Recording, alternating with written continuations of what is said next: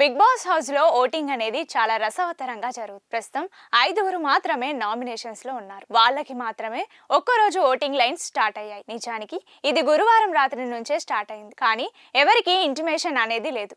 అందుకే అందరూ టెలికాస్ట్ చూసిన తర్వాతే ఓట్ వేయడం స్టార్ట్ చేశారు.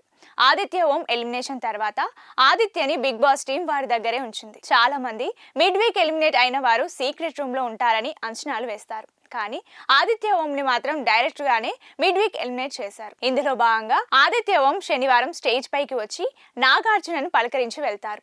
ఇక నాగార్జున సైతం ఇదే రోజు ఇంకో ఎలిమినేషన్ కూడా ఉంటుందని హౌస్ మేట్స్ కి చెప్తారు. అంటే డబుల్ ఎలిమినేషన్ అన్నమాట. అయితే ఇక్కడే మనం ఓటింగ్ పొజిషన్స్ చూస్తే నిఖిల్ టాప్ లో ఉన్నాడు.